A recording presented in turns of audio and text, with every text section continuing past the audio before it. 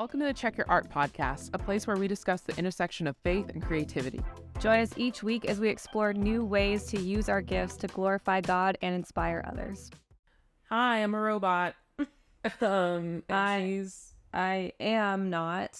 I passed the CAPTCHA test. Dang it. I know what motorcycles are and what they look like. I was leaking oil this morning. Dang it. Not again.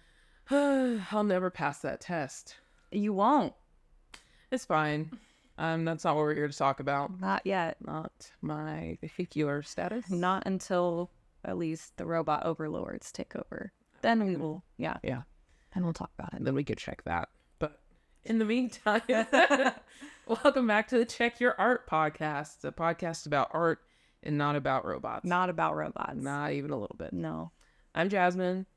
I'm Megan, not Arnold. Not Palmer. Not Palmer. Just Megan. Not Kiki Palmer. Definitely not Kiki Palmer. I could never. You couldn't. Queen. Yeah. Cool. Well, we're talking about today things that we find easy, things that we find difficult in our creative fields, and just trusting God with all those fun things, all those challenges. But before we get started, Megan, how are you? What are you working on? Pretty good and pretty okay. I feel like I've been, I feel like I've said this so many times, unmotivated to do anything, but I am proud of myself because I finished up this course that I had paid off or like invested in a while ago. So I finished all the courses and modules in that, which was great. That was to learn more about therapeutic art and running a business with it. So that was cool. And then it's really funny. Like I'm proud of myself for finishing it. But I don't want to work on anything with it and would rather paint because I also haven't painted in a long time. Yeah. So I would like to do at least one of those things, or at least a single paint sometime. But yeah, a single paint would be great. Yeah. But how are you doing and what are you working on?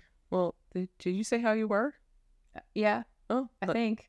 Did I? Is unmotivated a emotion? Sure. You just got back from Ireland. Oh yeah, I did. That was cool. Yeah. Which I feel like is worth mentioning. I'm pretty sick. Oh. Okay. Well, I wish we had mentioned. Actually. No, yeah, it was good. My friend was living out there. She just got back, I think, like yesterday. And it was kind of, so like she and I we'll meet up at a coffee shop normally, when she's living here and we'll like work together because we both work remote. And so me visiting her was like a extended co-working date, which was cool. Plus like getting to see sights and all that. We didn't work the whole time. Yeah, we didn't go overseas just to work. Just to work, no. No, yeah, we saw all these pretty things. It was cool. Great. Yeah. Love that. Yeah. It's a nice, refreshing little time.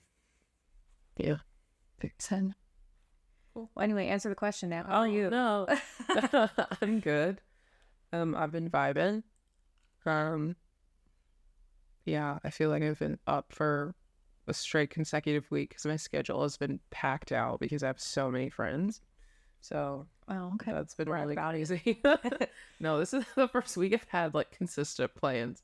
So it's been very interesting, like having moved here and getting to meet new people, which is very interesting to be like, oh my goodness, I'm overwhelmed with things to do. Oh, yeah. So it's been good, but I'm ready to take a very long nap. I'm looking forward to not having anything on my schedule tomorrow. But that's been good. I haven't been working on much on account of the having other things going on. But I have to like working on just like my personal worship theory, which has been interesting. I think it's kind of the focus has shifted a little bit from like how can I grow in like talent aspect to more of what does Jesus expect from me now as like someone who is more of a fully developed worship leader. And I got to go back to one of my old churches and lead worship, and it really made a lot of things click just as far as like what I would want to do with my own personal worship ministry and the person that I need to grow toward in order for that to happen. And so that's been really, really helpful. And I'm super thankful for, I mean, it hurt a little bit because it was like, this is all the stuff that you probably need to fix. But it's like good to know that God is working on that part of my heart, that even though I'd chosen to like take that and put it aside, that he's still working on me to bring me back to it. Yeah. So that's really cool. It's really fun. Yeah. Sounds like a lot, but good. Yeah. Like a lot that's good. So many good. Many good. Good. Yeah. Speaking of God doing things. Doing things. He does things. Don't he? And he do things through us sometimes. Won't he do it? Facts. So we want to touch on, this is kind of more of an abstract thing, but we think it's kind of beneficial to share the more personal aspects of what it looks like to be a Christian creative. And especially because we have said this so many times, we're in such different worlds. We want to address some things that are easy, some things that are difficult, and just what it looks like to trust God. So what this is probably going to look like is just Megan sharing some easy things. I'll share some easy things, Megan will difficult, and then we'll have a quick discussion on just how God has been faithful, which I think is a good way to demonstrate like that trust that we can have in him. So what are some easy things about being a therapeutic arts facilitator, and also the other things you do? Also the other things. Yeah. Yeah, so like I think I'll start with being an artist and then go into therapeutic arts. Being an artist, the easy things are like expressing creativity how I want, which is really cool. Not putting a limit on myself in that way and just vibing. No, just kidding. But yeah, I mean, whatever I feel like making, I make it, and there's like a freedom in that, which is really beautiful. And then with that comes personal growth. Like I learn more about myself, and then I also grow in my skills as an artist. So that's pretty sick. And then as a therapeutic arts facilitator, I think easy, I don't know if this is like the right word for it, but it feels fulfilling to like guide sessions and to see the shift from the beginning to the end with a person, and being able to like just be a part of that is really cool to witness and experience. And along with that, another easy thing is I get to encourage creative expression the same way that I get to encourage myself to do creative expression. And like my own time when I'm making things, I get to encourage that and bring that out in other people who don't always consider themselves like good at drawing or good at being creative or whatever. I can't tell you how many people have been like, I'm not very creative, or I'm not very like artsy. I'm like, it doesn't matter. It's okay. You can just do this, and you're not going to hang it on a wall. You can throw it away if you want. Yeah. Not going in MoMA. No, definitely not. You're fine. Yeah. Yeah. Sweet. I think my easy things are a little more, I guess, like, maybe they're the same. I was thinking less. I feel like yours are more like abstract concepts, and mine are more like, these are tasks that I find very easy. But I think maybe there's like a more abstract meaning behind it. So I think for me, easy things include rehearsal. I really like research. And so part of my rehearsal process when I'm doing worship or considering like worship music is to just open up the song and dive into it like on a scriptural level and be like, yes, this is emotionally gratifying, but why is it theologically gratifying? So kind of the balance between doxology and theology. And so I find that really easy because I enjoy it. And then like actually singing it is so much easier. And then rehearsal at church, I love because I love goofing around with people and singing and playing instruments, and just like there's this like connection with people who are also here to worship God. It's like a fun little club. And so for me, that is just so nice and easy. And if I'm leading rehearsal, it's great because I don't like really to lead anything. So I'm like, everybody do whatever you want to do. And like, God's going to make it work. And he always does. Like, don't, go crazy. But I'm not like really into, oh, I need you to do this, this, this, and that. Like, spirit lead, we're going to have fun. Yeah. And so I think that comes through like when we actually are worshiping with a congregation. And so I really like to have a fun rehearsal. Other easy things, vocal training. I love to sing. And so I'm always like, I could sing, or I could play a fun little game where I try to increase my vocal range. But that's also, I feel like people don't like see that as important, especially in like a Christian circles. They're like, God gifted you this voice and you just use it as is. But you can be better and you can do more and you can lead your congregation to deeper spaces and like point them toward the Lord if you are training yourself to be excellent in your craft. And that is true for so many things outside of just vocals and instruments. And then emotional expression.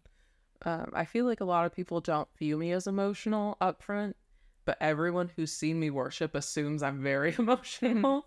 But for me, like, worship is a safe space to be emotional. And I think I struggled like feeling like a ham at first, like when I would sing in front of the congregation because I am emotional, but I'm just as emotional at home by myself, in the car, in the shower. It's always a dramatic experience. Yeah. And so like having that space to be emotional myself, but then it also invites other people to be emotionally authentic in front of the Lord and ultimately in front of their brothers and sisters, which is edifying. So I think those are the easy things for me. Yeah. I think like there's a lot to be said about how God moves through those easy things, because when they're easy, it's easy to see God and to praise him. And I feel like that's kind of the case with life in general. When things are easy, you're like, God, you're so good. When things are difficult, it's not as easy. Yeah. But still, like, there's value and there's something to be said about like appreciating the joy in what God gives you and what the things that do come easy or more natural to us. So, and it also just reflects his character. Yeah. Ultimately. And I think like when things do come easy, like you said, like it's easy to praise, but I think it's also easy to forget. Yes. Because people would be like, gosh, I wish I could sing. And I'm like, I don't really think about that. Yeah, that's true. And like, yeah, I just woke up today and I could sing. Here I am. But I also feel that way about people who do church graphics. Because I'm like, why didn't I think of that? Yeah. Because I just can't. It's just different. It comes easy. So, yeah, I think those easy things as well. But not everything is easy all the time. If only. Oh. Curses. The trials. And the tribulations. What do you find difficult? Oh, man. So much. I had to narrow it down because I didn't want to be like a negative Nancy. Sorry if your name is Nancy. Sorry, Nancy. I didn't mean it any disrespect. But yeah, I didn't want to harp on being too negative, but the things that are difficult, I try to keep it like two things in each category. So the things about being an artist that are difficult are self-doubt. I feel like I'm constantly doubting my work, my ability to do things, and like if it's good enough or whatever. And a lot, so feeling like, is this even worth my time to do? Because like, is it gonna be like, am I gonna be happy with the end result? And so, which is so funny because like it's really funny to me how much of the art that we have hanging in our house that isn't ours. Because like if I look at my art for too long, I just notice everything that I made and I'm like, that was wrong, I need to fix that, so I'm going to be over analyzing it instead of appreciating it. So I think that's partly why we don't really hang our own art in our house. It's okay, I have all of your art in my house. Yeah, that works. Only your art in my house. That's fine with me. Yeah. Somewhere else is good. So that's one thing. And then like facing, which doesn't happen often, granted, but facing criticism and rejection, but I think a lot, it's not not obvious rejection. It's more of like no one buys what I'm selling, and I'm like, okay, that's rejection. But really, it's not always. It's just like maybe it's not their taste, or they don't have the money to buy it, or whatever. But that is another thing that can be difficult, is like criticism of mostly the criticism I give myself, and then like sometimes from other people, but it's pretty rare. Like it's uncommon for people to be like, wow, this sucks actually. I mean, because your art doesn't suck. Well, but thank you. I mean, like in general, I think when you have, especially when you have a small audience like I do, like people aren't going to be like commenting like, wow, this is actually really disgusting. Why'd you post this? Like, yeah. People are usually more nice when you're not as viral, which is a good thing. And then things that are a little more difficult about being a therapeutic arts facilitator is like, I'm kind of carrying an emotional burden in each session. Thankfully, like it's not as deep as therapy itself. It's not what it is, but it is still like dealing with hard emotions and whatever they are going through. Like I'm going through a little bit with them in that moment because we're both making the art. And then, so it can be difficult to like get over that barrier sometimes.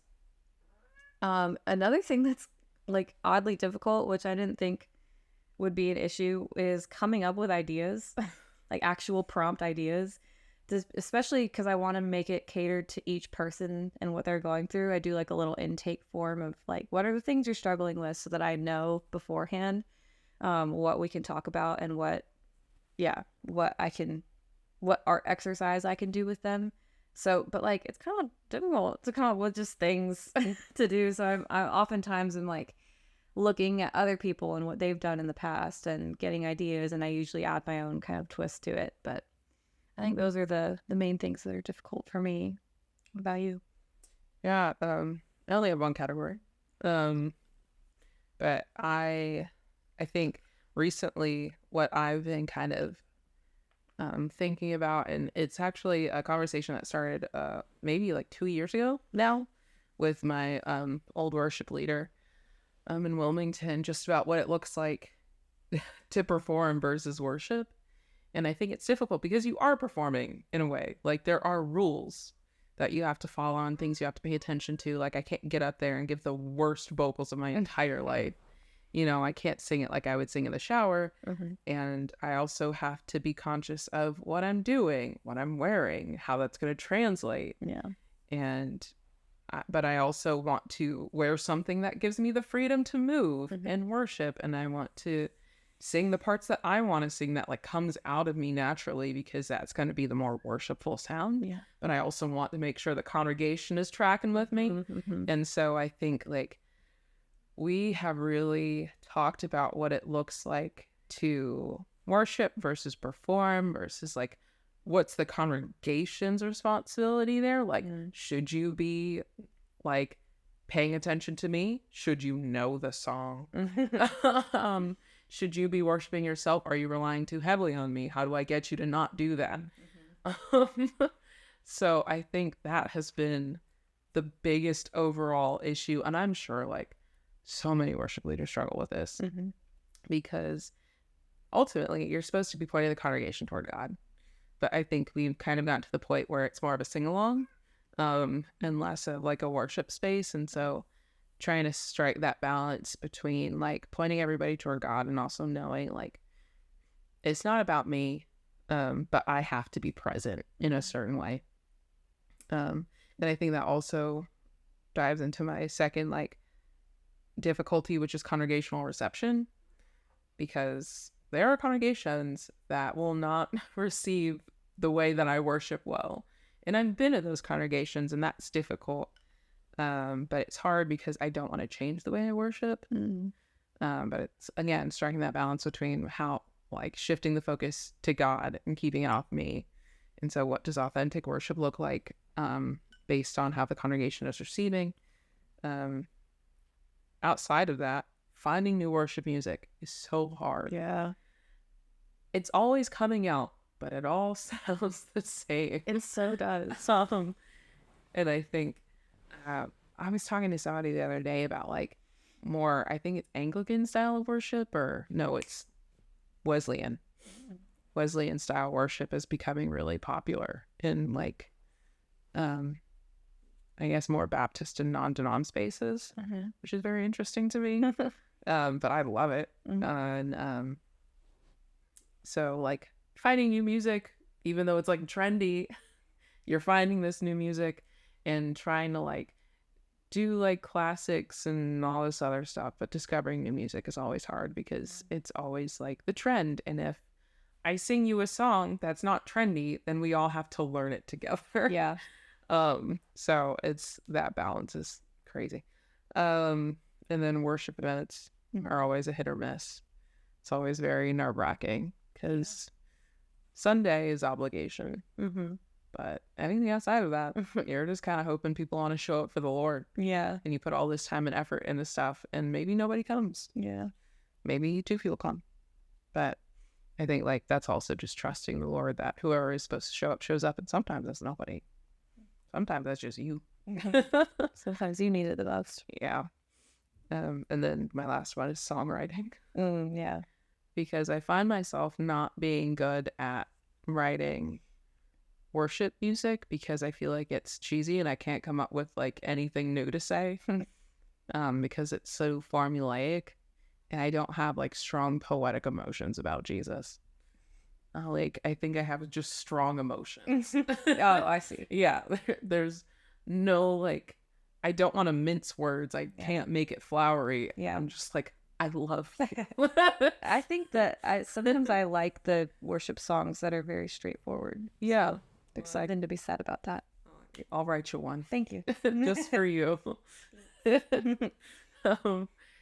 but I find myself wanting to like kind of conform it to my style of songwriting, which I still don't really know what that is, but it definitely hinders closer to like folky, I think. So that's been challenging. But I have all of eternity figured out. So. This is true. No rush. Yeah, it's fine. Yeah. But yeah, so I think now it's just like, how do you trust God in all this stuff? Yeah. I think when difficult things come, whatever creative field you're working in, it makes the good times that much sweeter. It makes you value them and enjoy them and appreciate them more. But even in the difficult times, like, I mean, I think back on my own difficult seasons or circumstances that I've been in, and like, I've still been able to find joy or see where God is working in it. Because the difference between Christians going through something difficult and people who aren't Christians going through something difficult is that we always have an underlying hope. Yeah. There's always something to be grateful for, even if it feels hopeless. There's always, like, at the bare minimum, there's the gospel. There's the fact that Jesus died for us. Yeah. And that is something to rejoice in, even when things feel like they're just crap. And so like, a lot of times I find that finding joy, I have to find it outside of whatever creative thing I'm doing. Because if I try to find it in the difficult thing, like in the midst of it, sometimes it's more difficult and it makes it even harder. So I have to find joy in other places. So yeah, that's kind of how I've seen God work. Yeah, I think very similar.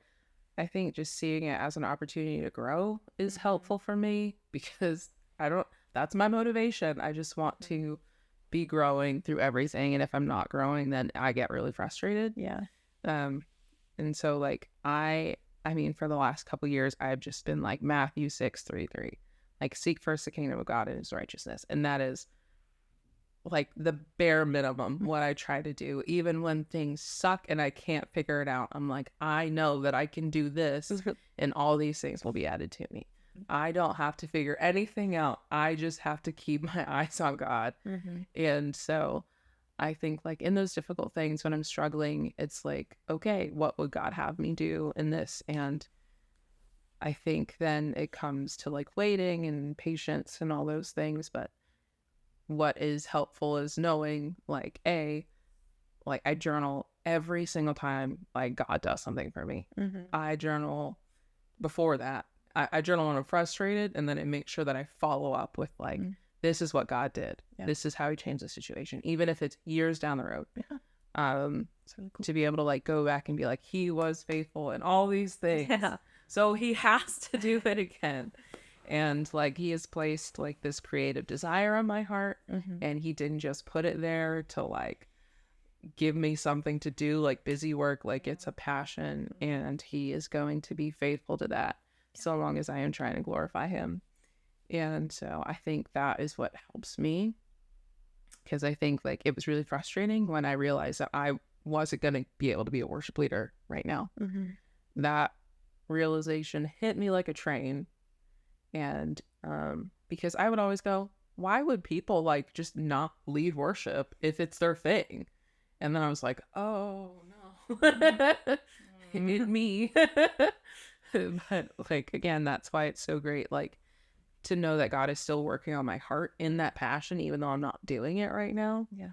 But yeah, I hope that's encouraging to somebody. Yeah. Because he loves you, and he just wants you to be more like him. And ultimately, like, it kind of feels like it sucks, because that is not our nature, right? Immediately. But he good. Yeah, he could. He's good through it, even if it doesn't feel like it at the time. Yeah. And if you're going through something similar, hopefully this helped a little bit. And if you want more encouragement, we love hearing from you. And our DMs are open on Instagram, on the TikToks, the TikTok.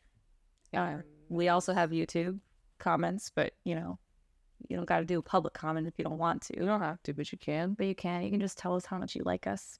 We need the validation. She needs it more than I do, yeah. Yeah. Well, very cool. Yeah, make good choices. I'm going to go fill my gas tank. Heck yeah, bro. Yeah. Yeah. Like's a party, rock your body.